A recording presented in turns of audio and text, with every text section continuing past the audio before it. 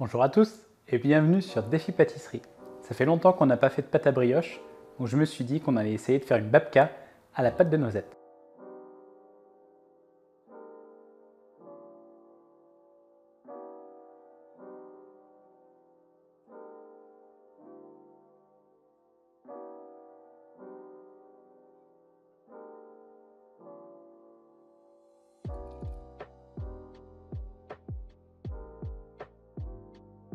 On va pouvoir faire une boule avec notre pâte avant de la mettre au frigo.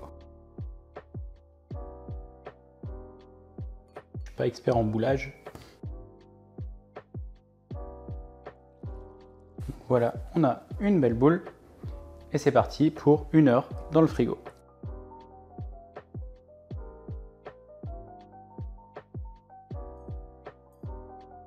Après avoir torréfié nos noisettes, on attend qu'elles aient refroidi. On pourra attaquer notre crème pralinée. Donc on prend notre beurre pommade, bien pommade. On va le mélanger avec notre sucre glace. Comme il est très pommade, ça va être super facile. Ou pas parce que ça colle. Non, c'est facile. Voilà, j'ai une boule.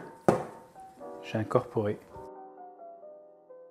tout le sucre glace. On ajoute la poudre de noisette.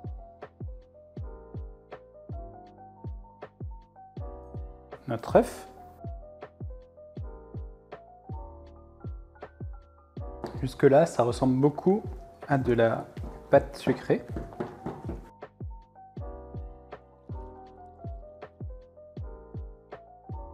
Et une fois que c'est homogène, on va rajouter notre praliné noisette. Il y a une vidéo sur la chaîne si vous voulez faire votre propre praliné. Ça peut se faire au robot-coupe ou au mixeur. Au mixeur, ça va beaucoup plus vite. Mais au robot-coupe, si on est patient, ça passe très bien. Pendant des années, je l'ai fait au robot-coupe. Après, c'est une histoire de quantité.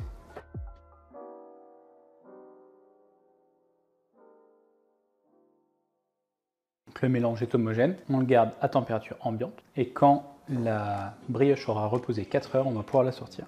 Donc, en attendant, on met côté. Notre pâte a reposé une demi-journée au frigo. Donc, on va pouvoir la sortir et on va pouvoir l'étaler sur 6 mm. Donc c'est des cales de 5, donc 5-6 quoi.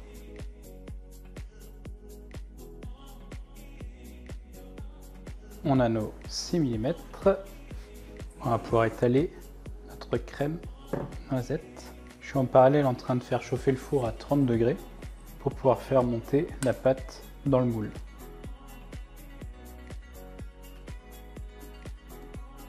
Ça me fait saliver déjà. L'odeur de la noisette.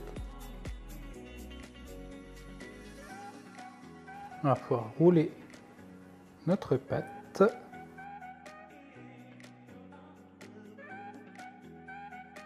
On va parer les bords. Je les mettrai à cuire quand même. Et on va couper dans le sens de la longueur. Maintenant, on va pouvoir mettre notre pâte dans le moule. Et je vais la tresser directement dans le moule. Ça permettra d'avoir... C'est plus facile, je pense, que de la déplacer à tresser. Voilà. J'ai déjà faim sur le feu. On va légèrement la dorer et la mettre à pousser 1h30 à 30 degrés.